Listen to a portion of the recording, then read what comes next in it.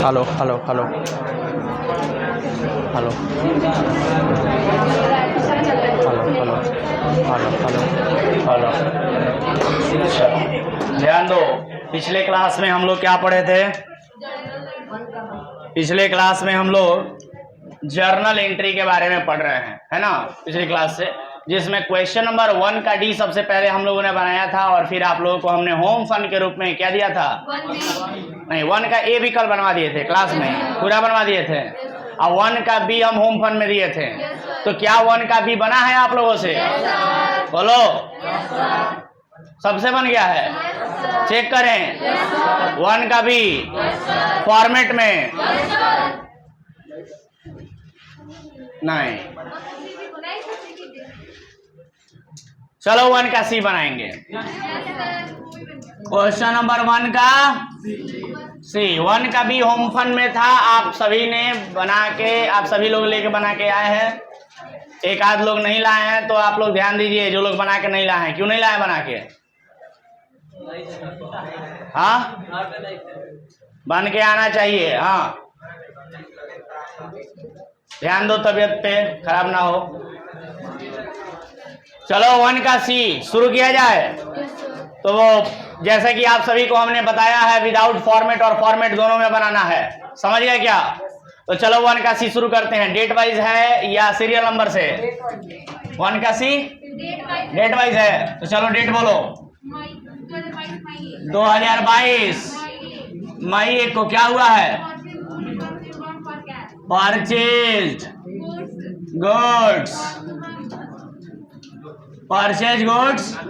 From Shubham for cash rupees 20,000। चलो देखो, purchase goods from Shubham for cash, यानी शुभम से गुड्स खरीदा है, माल खरीदा है, फॉर कैश यानी नगद में खरीदा है। नगद में 20,000 रुपया नगद में शुभम से माल खरीदा। तो चलो इसको कैसे लिखेंगे बोलो? परचेजेज अकाउंट और कैश अकाउंट। परचेजेज क्या है? चलो मॉडर्न अप्रोच से बनाएंगे इसको, इस क्वेश्चन को मॉडर्न अप्रोच से बनाएंगे। मेरे कहने का मतलब ये है कि चाहे ट्रेडिशनल अप्रोच से बनाए चाहे मॉडर्न अप्रोच से, दोनों ही सीख लिया है, दोनों में से किसी भी अप्रोच से बना सकते हैं। तो चलिए मॉडर्न अप्रोच से बनाते हैं। परचेजेज क्या है? एक्सपेंस है। कैश क्या है? एसेट है। मॉडर्न अप्रोच कहता है, चलो बताओ यहाँ पर परचेजेज नाम का एक्सपेंस बढ़ा या घटा? परचेजेज नाम का एक्सपेंस बढ़ा और एसेट, चलो परचेजेज नाम का एक्सपेंस बढ़ा। मॉडर्न अप्रोच कहता है कि एक्सपेंस बढ़ा तो डेबिट, तो क्या इसको डेबिट कर दें? और एसेट, कैश नाम का एसेट बढ़ा या घट गया? सर पैसा दिए हैं ना, कैश पैसा दिए हैं ना, नगद, तो पैसा दिए हैं तो पैसा हमारे बिजनेस से घट जाएगा या बिजनेस में बढ़ जाएगा? अरे पैसा दे के सामान खरीदे हैं ना, तो पैसा घट जाएगा, और घटेगा तो क्रेडिट। कोई दिक्कत? मॉडर्न अप्रोच मालूम है ना सबको? मॉडर्न अप्रोच क्या कहता है कि एसेट और एक्सपेंस ये दोनों बढ़ेंगे तो डेबिट और घटेंगे तो क्रेडिट। उसके बाद लायबिलिटी, कैपिटल और इनकम, इन तीनों के बारे में क्या कहता है मॉडर्न अप्रोच? ये एसेट और एक्सपेंस के ठीक उल्टा होते हैं, अपोजिट होते हैं। का मतलब क्या हुआ? अगर बढ़ेगा तो क्रेडिट और घटेगा तो डेबिट। सबको मालूम है ना कंसेप्ट? चलो तो मॉडर्न अप्रोच के द्वारा ही हम लोग ये सारे ट्रांजेक्शन को बनाएंगे, रिकॉर्ड करेंगे और इसको, लेकिन आप सभी को हम फॉर्मेट सिखाए हैं, इसलिए इन सभी ट्रांजैक्शंस को हमें क्या करना है, फॉर्मेट में लिखना है। और फॉर्मेट सभी लोगों ने अच्छे से समझा है क्या? तो चलो फॉर्मेट में बनाते हैं। फॉर्मेट बनाया जाए पहले, चलो तो इसको मिटाएं।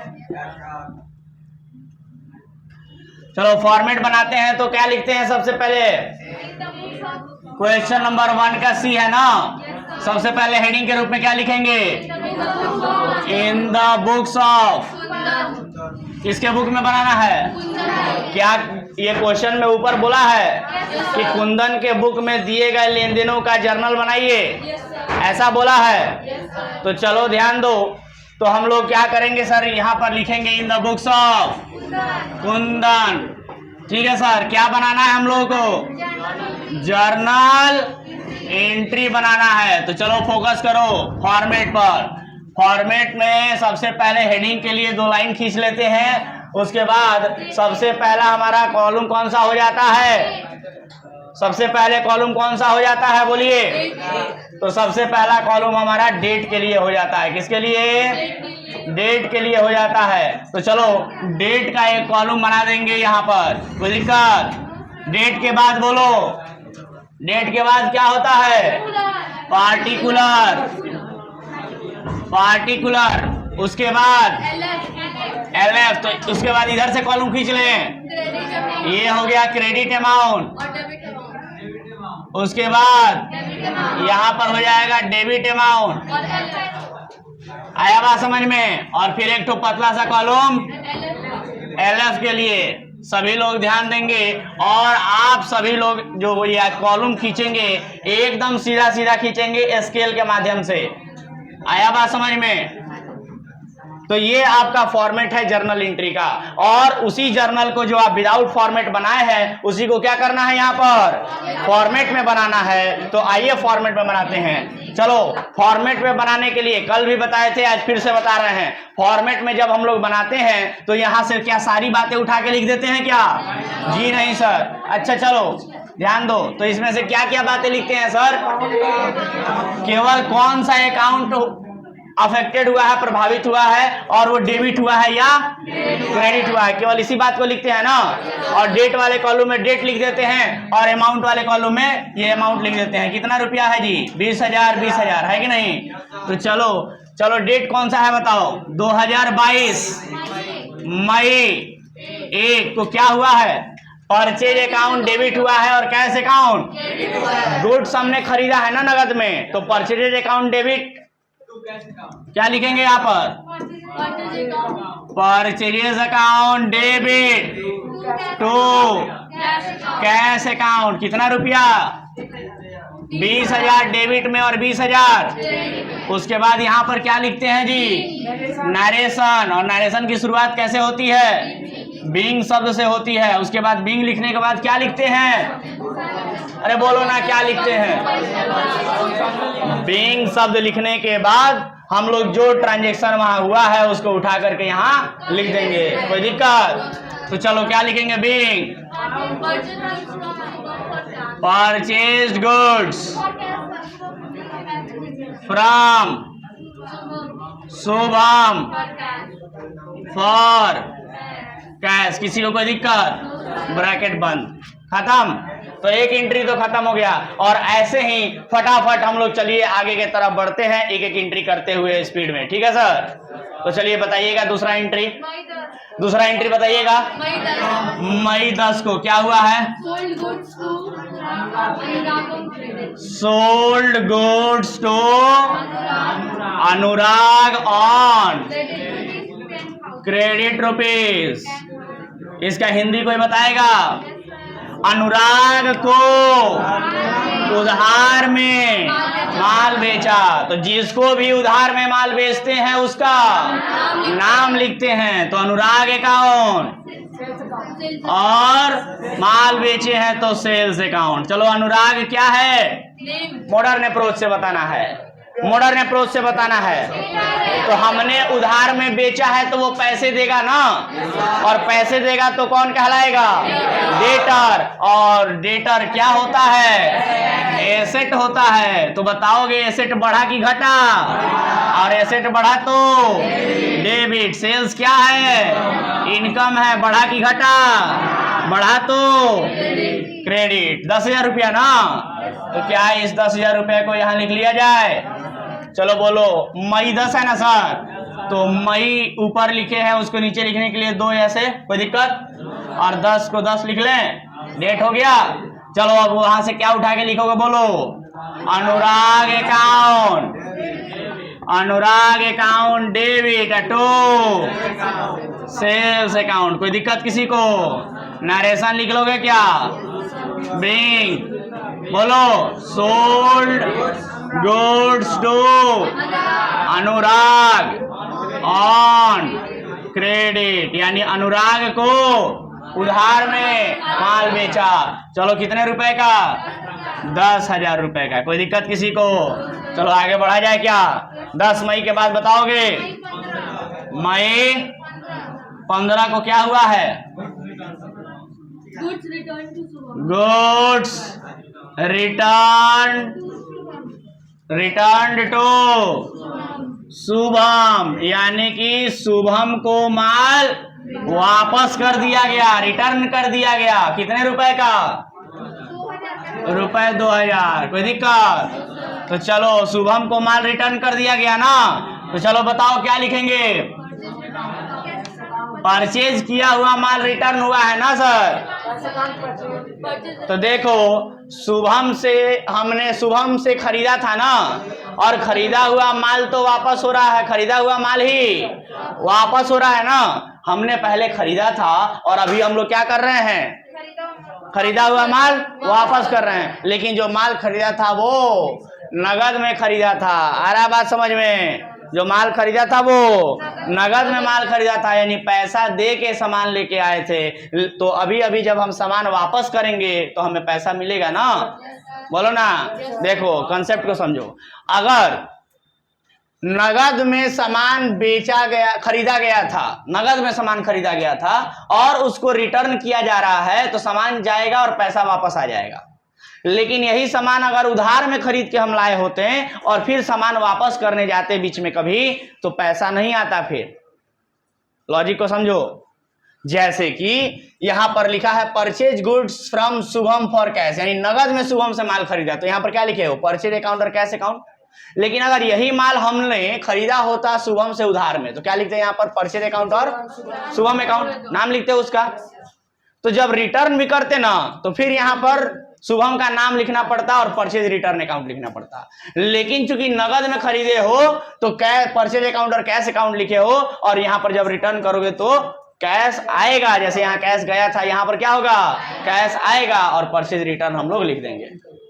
लेकिन अगर उधार में रहता तो फिर पैसे नहीं आते। मतलब ये हुआ कि अगर उधारी में खरीदे रहते तो तुम्हारा रिटर्न करने पर उधारी कम हो जाता, समझ गए बात। लेकिन नगद में खरीद के लाए हो तो क्या होगा, अगर नगद में खरीद के लाए हो और रिटर्न करने जा रहे हो तो तुम्हारा पैसा तुमको वापस मिल जाएगा, यानी वापस से तुम्हारे पास कैश आएगा। तो कैश अकाउंट और परचेज किया हुआ माल रिटर्न कर रहे हो तो परचेजेज रिटर्न अकाउंट। चलो बताओ कैश क्या है, एसेट है, बढ़ा कि घटा, एसेट बढ़ा, पैसा आया ना, एसेट बढ़ा तो डेबिट। अब परचेजेस रिटर्न क्या हो जाएगा सर, तो देखो परचेज किए थे, सामान खरीदे थे तो खर्चा हुआ था ना, और अभी खरीदा हुआ सामान को वापस कर रहे हो तो वही तुम्हारा खर्चा क्या हो जाएगा, कम हो जाएगा। और खर्चा कम होता है तो मॉडर्न अप्रोच कहता है खर्चा बढ़ेगा तो डेबिट, खर्चा घटेगा तो क्रेडिट। कितना रुपया का सर,